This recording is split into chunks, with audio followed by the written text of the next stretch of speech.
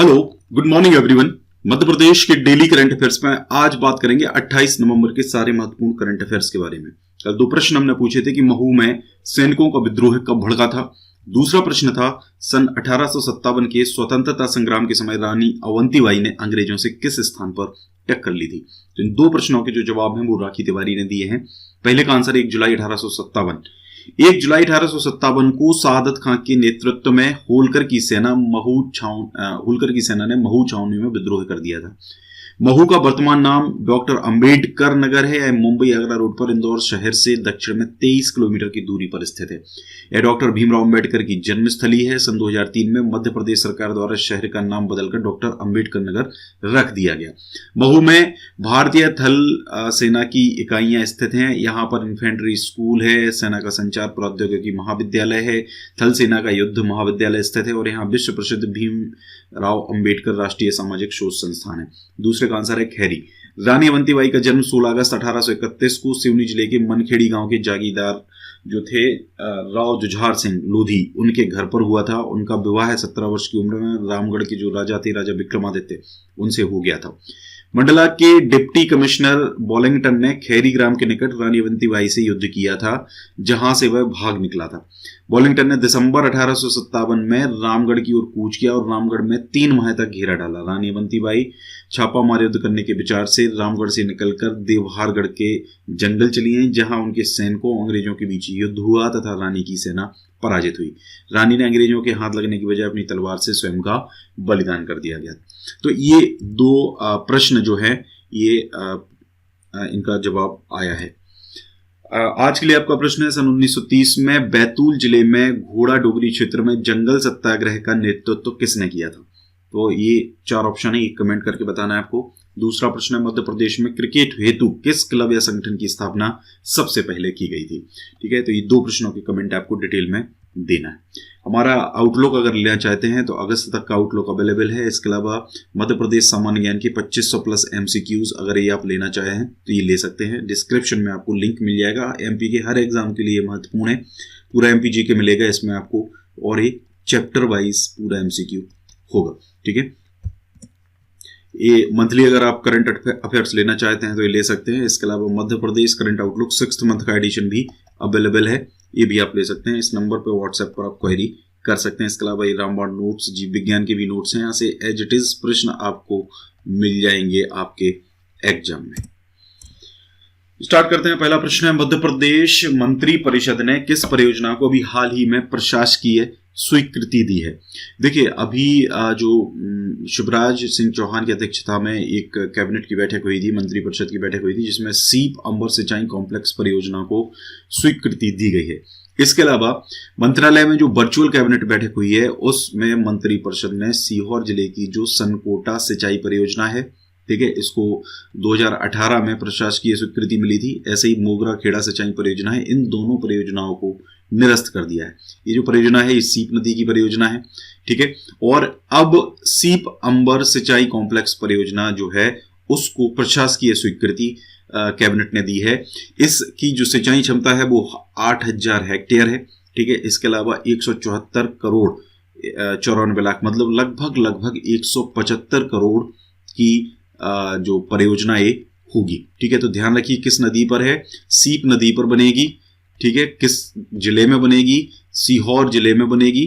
ठीक है, और इसके अलावा इसकी लागत कितनी है, 175 करोड़, और सिंचाई क्षमता क्या होगी इसकी, 8000 हेक्टेयर। ठीक है, इसके अलावा मंत्री परिषद ने कुछ और महत्वपूर्ण निर्णय भी लिए, जिनमें से एक पशुपालन विभाग जो है उसका नाम परिवर्तित करके पशुपालन और डेयरी विभाग कर दिया गया है। साथ ही इसका जो कार्य है उसके नियम में संशोधन की कार्यवाही करने का भी निर्णय लिया है। आपको केवल याद रखना है कि पशुपालन विभाग जो है उसमें अब डेयरी विभाग को भी शामिल कर दिया गया है। ठीक है, और ये कब हुआ है, 2020 में ये नाम चेंज हुआ है। तो ये आप ध्यान रखें, ये आपका आगे चल के स्ट्रैटेजी के भी बन जाएगा।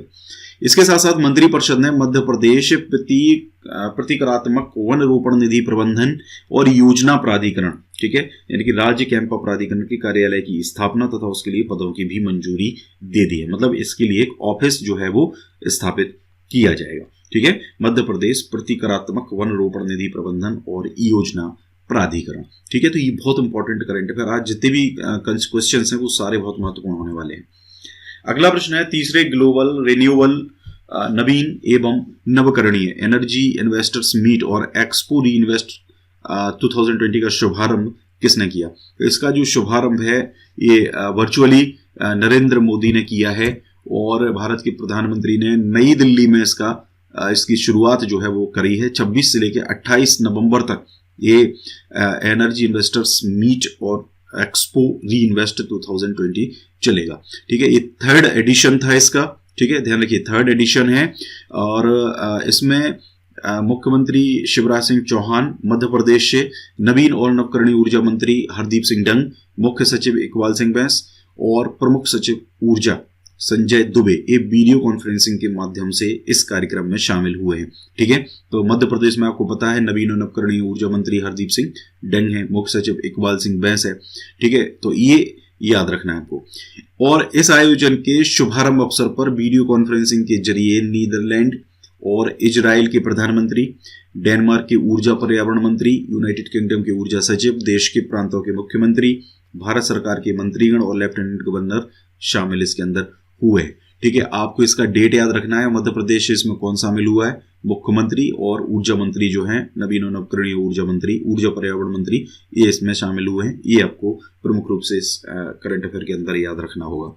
अगला प्रश्न है वेरी वेरी मोस्ट इंपॉर्टेंट, मुख्यमंत्री शिवराज सिंह चौहान ने कब मंत्रालय में पर्यटन कैबिनेट की बैठक ली है? तो ये जो पर्यटन कैबिनेट की बैठक ली है ये 26 नवंबर को मुख्यमंत्री शिवराज सिंह चौहान की अध्यक्षता में संपन्न हुई है और मंत्रालय में पर्यटन कैबिनेट की बैठक हुई है। इस बैठक में पर्यटन के लिए मध्य प्रदेश में लीज पर दी जाने वाली जो शासकीय भूमि है, ध्यान रखिए लीज पर जो शासकीय भूमि है, दी जाने वाली जो शासकीय भूमि है उस पर बैंकों से ऋण लेने की पात्रता संबंधी प्रस्ताव को मंजूरी दी गई है। इसके अलावा यहाँ पे एक मुख्य जानकारी जो है वो दी गई है पर्यटन मंत्री पर्यटन सचिव के द्वारा कि पर्यटन के क्षेत्र में मध्य प्रदेश का भारत में 7वां स्थान है। ठीक है, ये आप ध्यान रखिए, पर्यटन के क्षेत्र में भारत में मध्य प्रदेश का 7वां स्थान है, 7th रैंक है। वर्ष 2017 के बाद अगर बात करें तो प्रदेश में आने वाले पर्यटकों की संख्या में काफी वृद्धि हुई है। जहां 2017 में कुल 5 करोड़ 88 लाख पर्यटक आए थे, वहीं 2019 में कुल 8 करोड़ 90 लाख से अधिक पर्यटक मध्य प्रदेश में आए हैं। हालांकि 2020 जो है वो पूरा कोविड के चक्कर में काफी है, तो इसमें कोविड की कैलकुलेशन तो नहीं करी जाएंगी। 2019 की यहाँ पर ये बात करी गई है कि 2019 में करीब 1.5 गुना पर्यटक जो है वो मध्य प्रदेश में बढ़े हैं।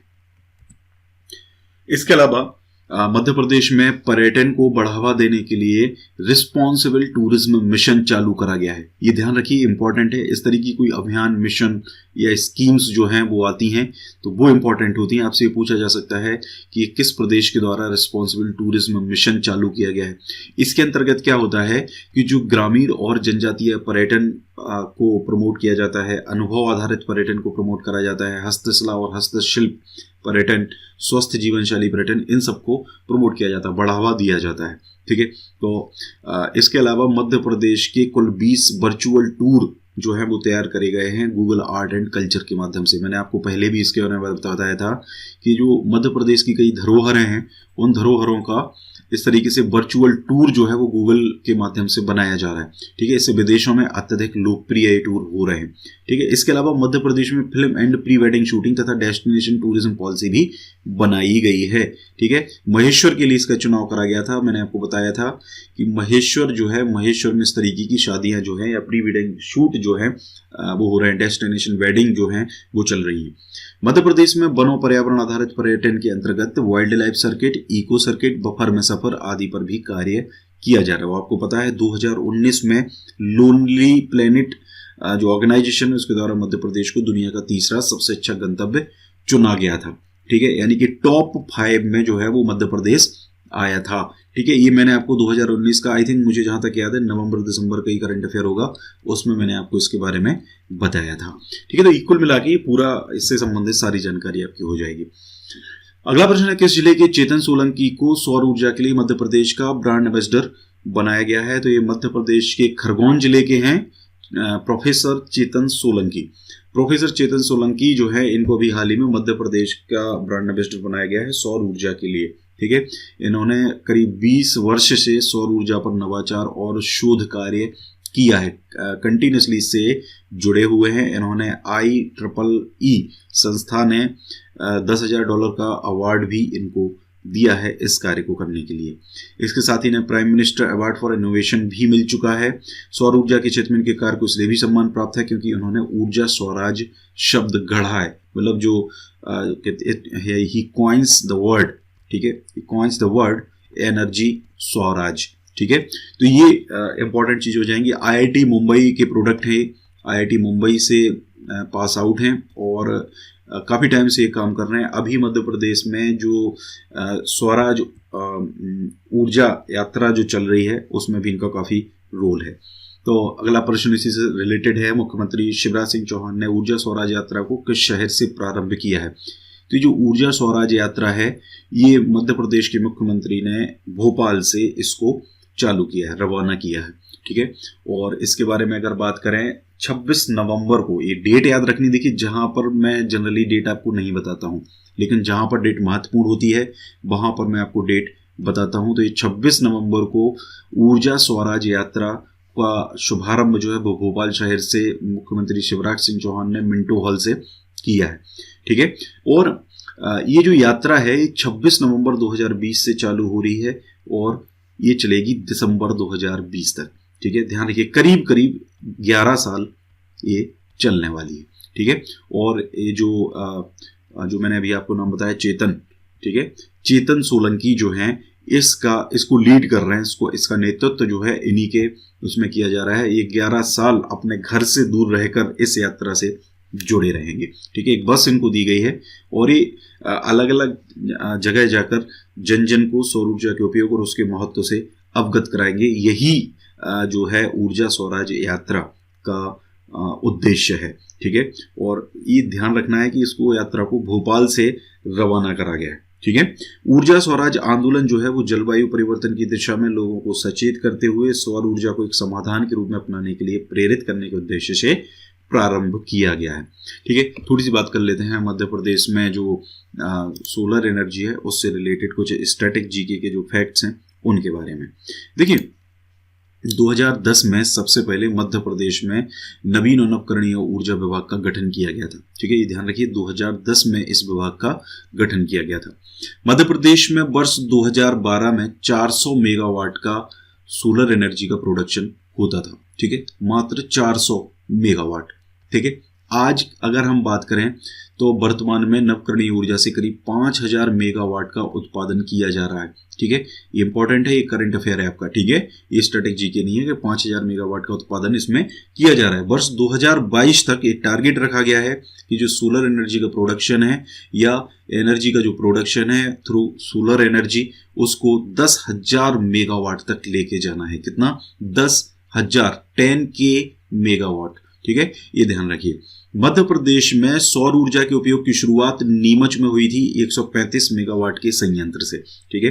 बाद में फिर रीवा में 750 मेगावाट का संयंत्र शुरू करा गया है जो एशिया का सबसे बड़ा इस अपने तरीके का ऊर्जा संयंत्र है।